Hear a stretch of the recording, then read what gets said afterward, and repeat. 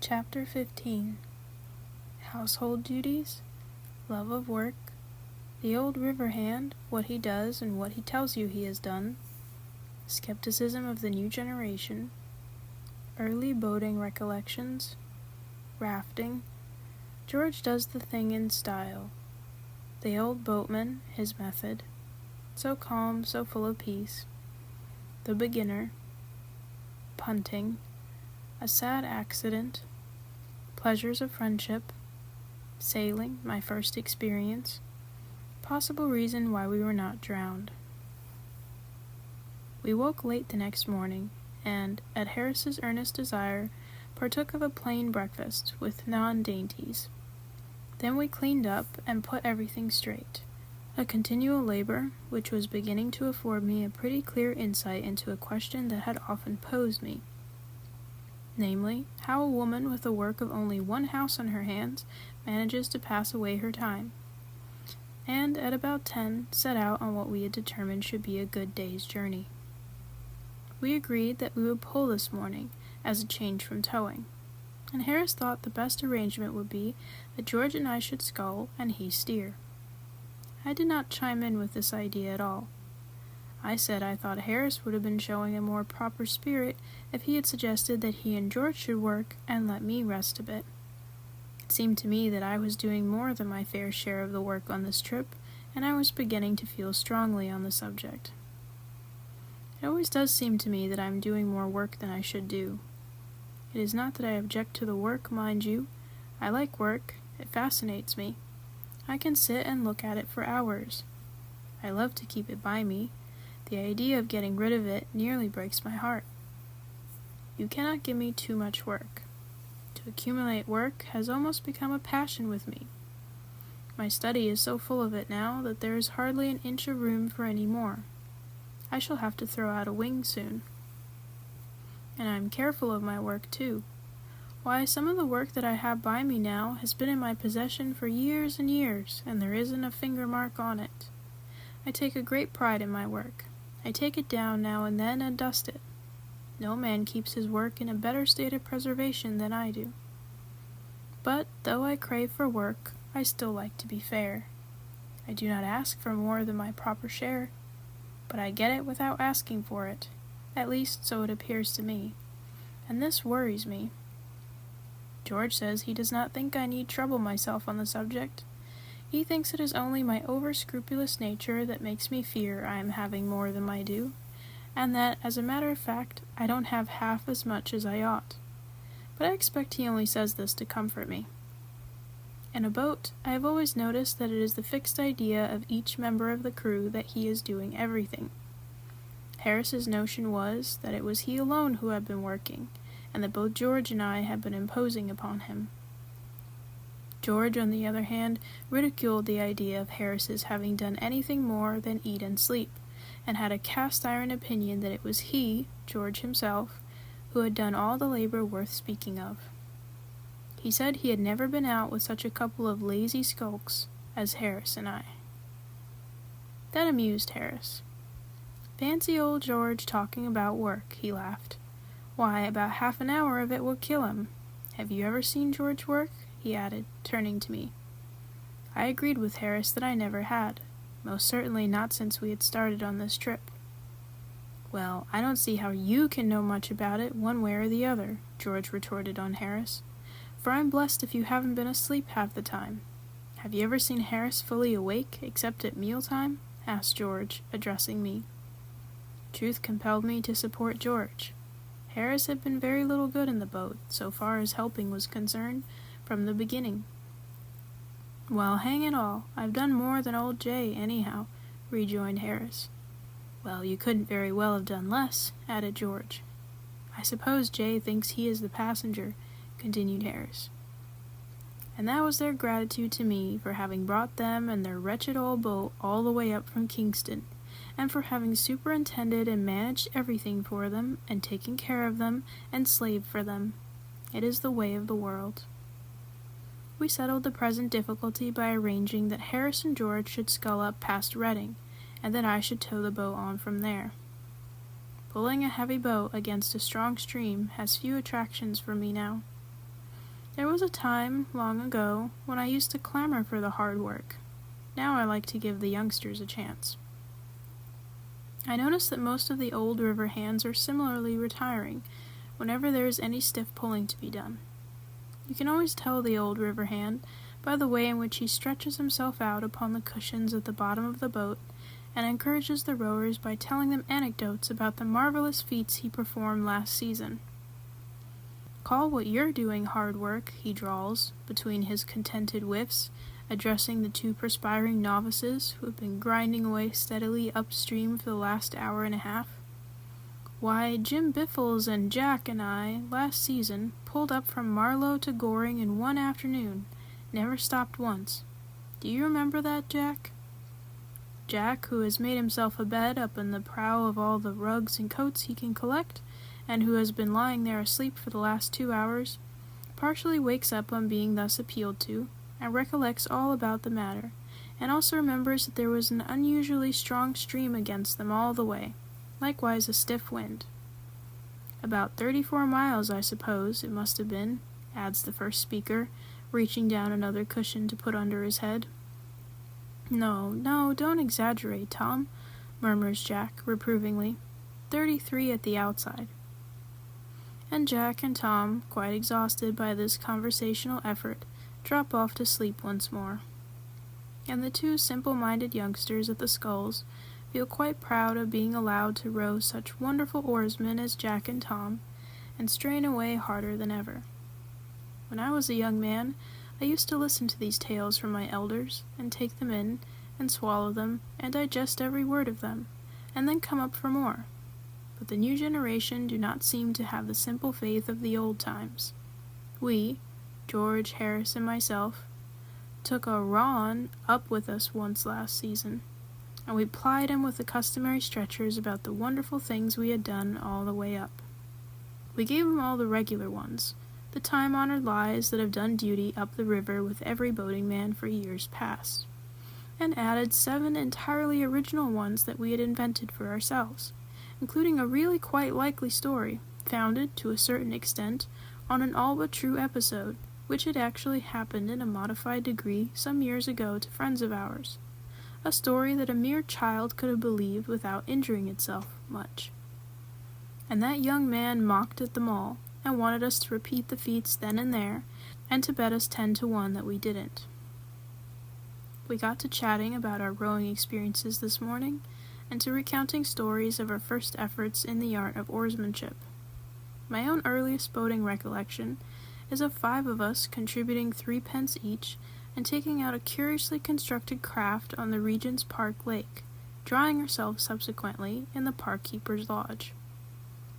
After that, having acquired a taste for the water, I did a good deal of rafting in various suburban brickfields, an exercise providing more interest and excitement than might be imagined, especially when you are in the middle of the pond and the proprietor of the materials of which the raft is constructed suddenly appears on the bank with a big stick in his hand.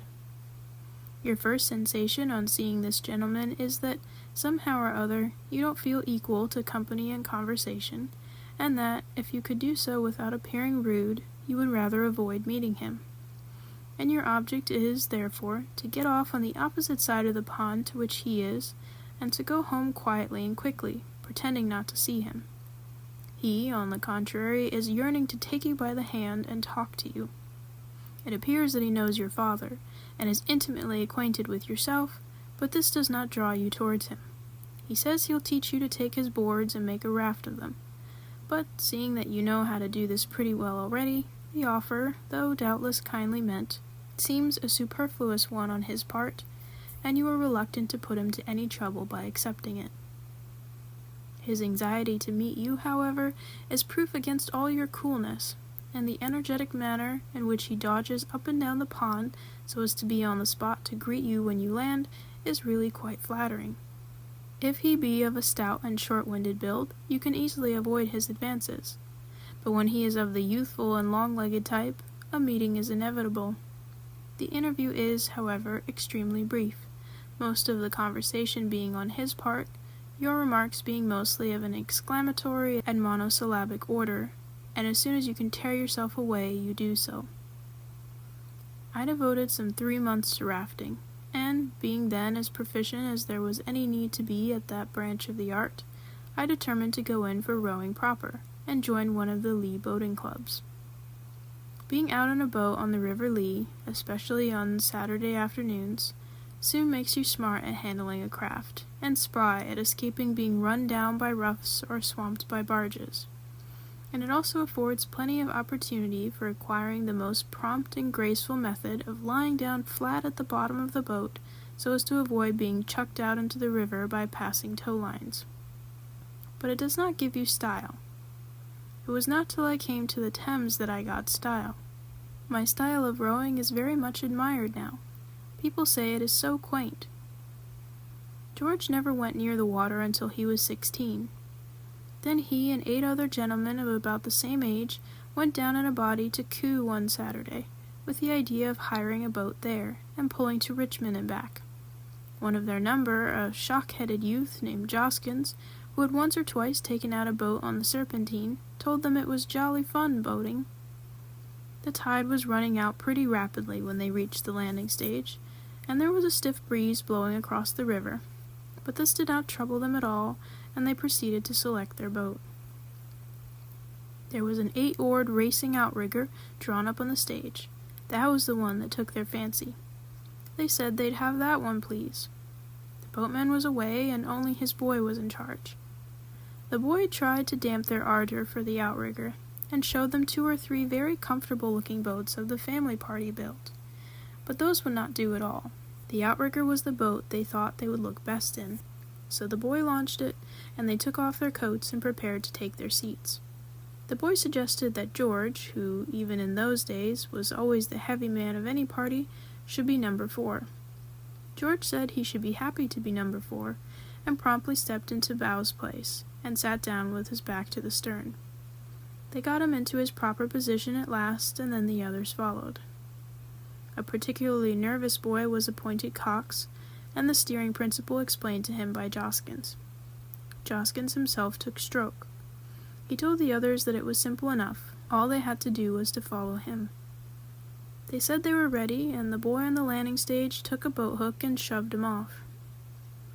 What then followed, George is unable to describe in detail. He has a confused recollection of having, immediately on starting, received a violent blow in the small of the back from the butt end of number 5's skull, at the same time that his own seat seemed to disappear from under him by magic and leave him sitting on the boards. He also noticed, as a curious circumstance, that number 2 was at the same instant lying on his back at the bottom of the boat, with his legs in the air, apparently in a fit. They passed under Kew Bridge, broadside, at the rate of 8 miles an hour, Joskins being the only one who was rowing. George, on recovering his seat, tried to help him, but, on dipping his oar into the water, it immediately, to his intense surprise, disappeared under the boat and nearly took him with it. And then Cox threw both rudder lines overboard and burst into tears. How they got back George never knew, but it took them just 40 minutes. A dense crowd watched the entertainment from Kew Bridge with much interest, and everybody shouted out to them different directions. 3 times they managed to get the boat back through the arch, and 3 times they were carried under it again, and every time Cox looked up and saw the bridge above him, he broke out into renewed sobs. George said he little thought that afternoon that he should ever come to really like boating. Harris is more accustomed to sea rowing than to river work, and says that as an exercise he prefers it. I don't. I remember taking a small boat out at Eastbourne last summer. I used to do a good deal of sea rowing years ago, and I thought I should be all right, but I found I'd forgotten the art entirely. When one scull was deep down underneath the water, the other would be flourishing wildly about in the air. To get a grip of the water with both at the same time, I had to stand up. The parade was crowded with nobility and gentry, and I had to pull past them in this ridiculous fashion. I landed halfway down the beach and secured the services of an old boatman to take me back.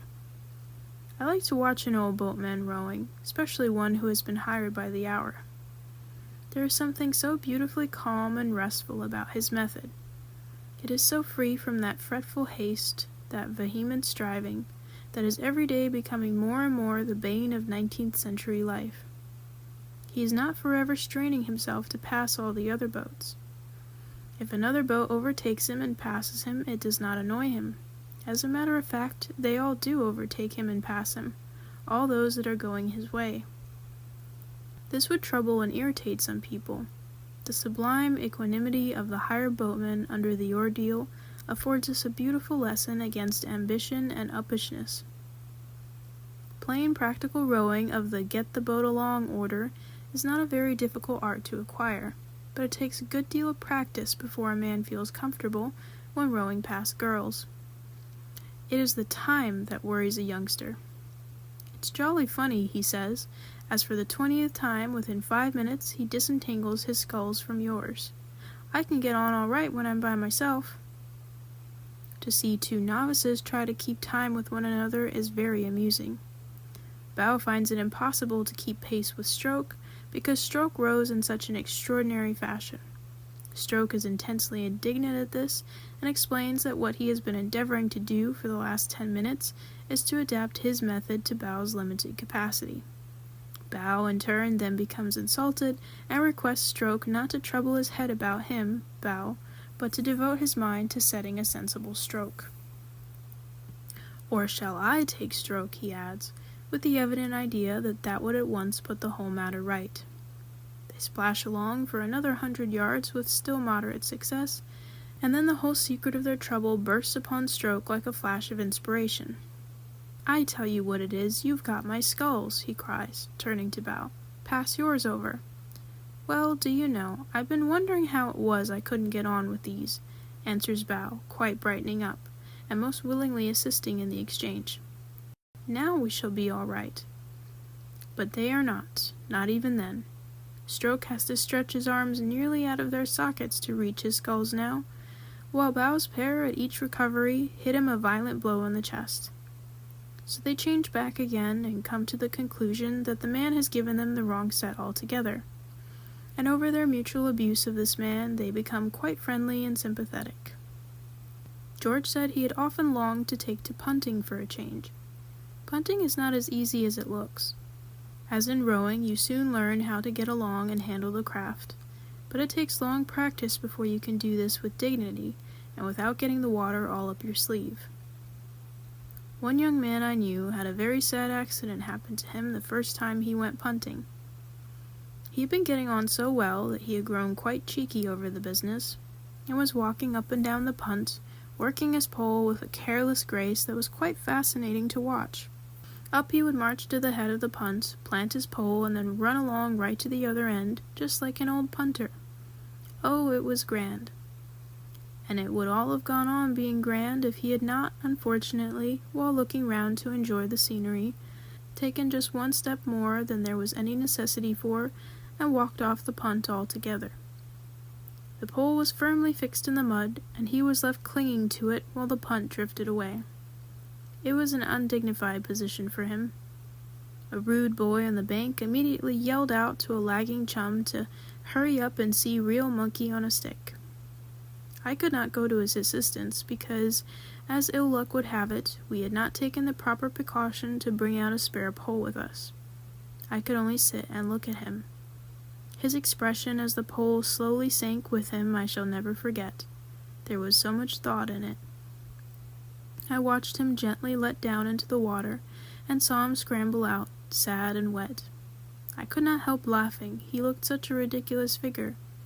I continued to chuckle to myself about it for some time, and then it was suddenly forced in upon me that really I had got very little to laugh at when I came to think of it. Here was I, alone in a punt, without a pole, drifting helplessly down midstream, possibly towards a weir. I began to feel very indignant with my friend for having stepped overboard and gone off in that way. He might, at all events, have left me the pole. I drifted on for about a quarter of a mile, and then I came in sight of a fishing punt moored in midstream, in which sat two old fishermen. They saw me bearing down upon them, and they called out to me to keep out of their way. "I can't," I shouted back. "But you don't try," they answered. I explained the matter to them when I got nearer, and they caught me and lent me a pole. The weir was just 50 yards below. I am glad they happened to be there. The first time I went punting was in company with 3 other fellows. They were going to show me how to do it. We could not all start together, so I said I would go down first and get out the punt, and then I could potter about and practice a bit until they came. I could not get a punt out that afternoon. They were all engaged. So I had nothing else to do but to sit down on the bank, watching the river and waiting for my friends. I had not been sitting there long before my attention became attracted to a man in a punt who, I noticed with some surprise, wore a jacket and cap exactly like mine. He was evidently a novice at punting, and his performance was most interesting. You never knew what was going to happen when he put the pole in. He evidently did not know himself. Sometimes he shot upstream, and sometimes he shot downstream, and at other times he simply spun round and came up to the other side of the pole. And with every result he seemed equally surprised and annoyed. The people about the river began to get quite absorbed in him after a while, and to make bets with one another as to what would be the outcome of his next push. In the course of time my friends arrived on the opposite bank, and they stopped and watched him too. His back was towards them, and they only saw his jacket and cap. From this they immediately jumped to the conclusion that it was I, their beloved companion, who was making an exhibition of himself, and their delight knew no bounds. They commenced to chaff him unmercifully. I did not grasp their mistake at first, and I thought, how rude of them to go on like that, with a perfect stranger too. But before I could call out and reprove them, the explanation of the matter occurred to me, and I withdrew behind a tree. Oh, how they enjoyed themselves ridiculing that young man. For 5 good minutes they stood there, shouting ribaldry at him, deriding him, mocking him, jeering at him. They peppered him with stale jokes. They even made a few new ones and threw at him. They hurled at him all the private family jokes belonging to our set, and which must have been perfectly unintelligible to him. And then, unable to stand their brutal jibes any longer, he turned round on them, and they saw his face.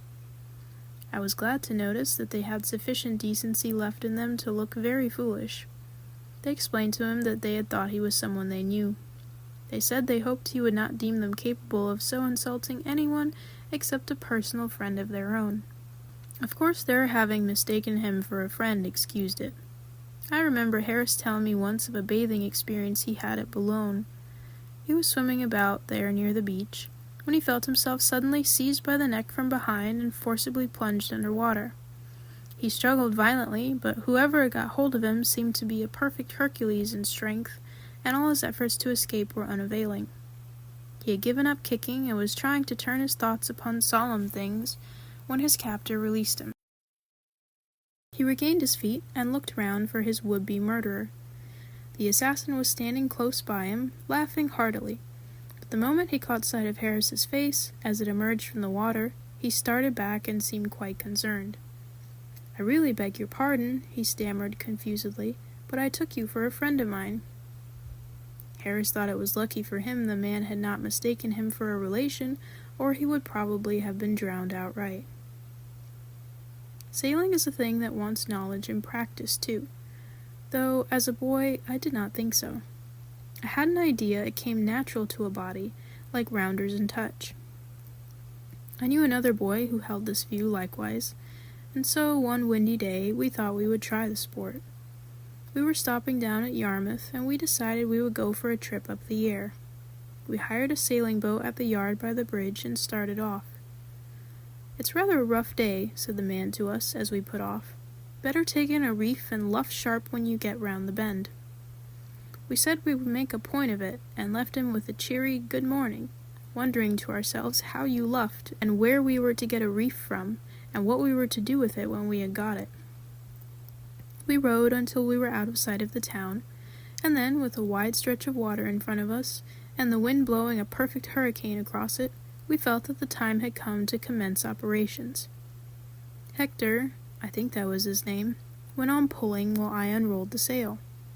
It seemed a complicated job, but I accomplished it at length, and then came the question, which was the top end?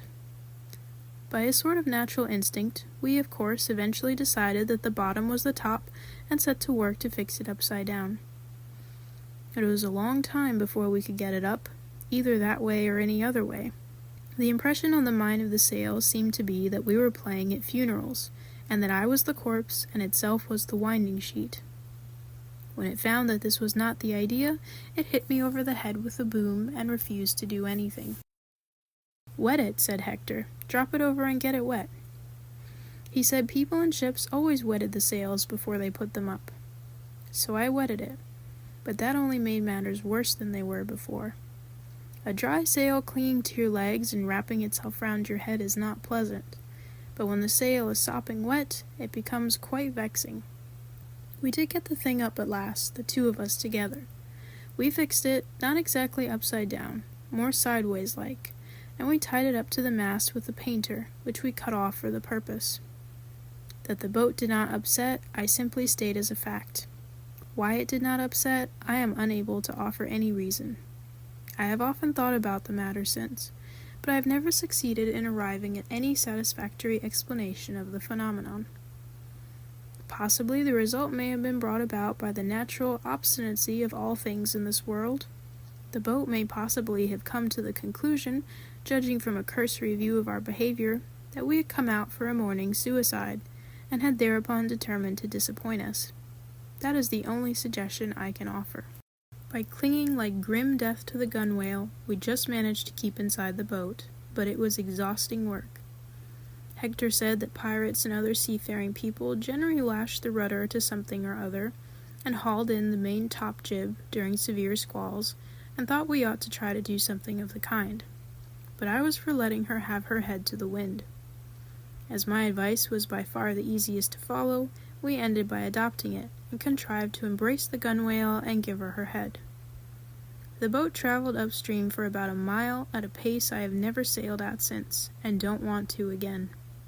Then, at a bend, she heeled over till half her sail was under water. Then she righted herself by a miracle, and flew for a long, low bank of soft mud. That mud bank saved us. The boat plowed its way into the middle of it, and then stuck.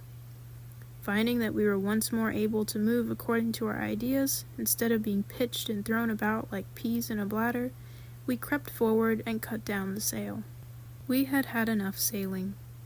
We did not want to overdo the thing and get a surfeit of it. We had had a sail, a good all-round, exciting, interesting sail, and now we thought we would have a row, just for a change like. We took the sculls and tried to push the boat off the mud, and in doing so we broke one of the sculls. After that we proceeded with great caution, but they were a wretched old pair, and the second one cracked almost easier than the first, and left us helpless. The mud stretched out for about 100 yards in front of us, and behind us was the water. The only thing to be done was to sit and wait until someone came by. It was not the sort of day to attract people out on the river, and it was 3 hours before a soul came in sight. It was an old fisherman who, with immense difficulty, at last rescued us, and we were towed back in an ignominious fashion to the boatyard. What between tipping the man who had brought us home, and paying for the broken sculls, and for having been out 4 hours and a half, it cost us a pretty considerable number of weeks' pocket money, that sail. But we learned experience, and they say that is always cheap at any price.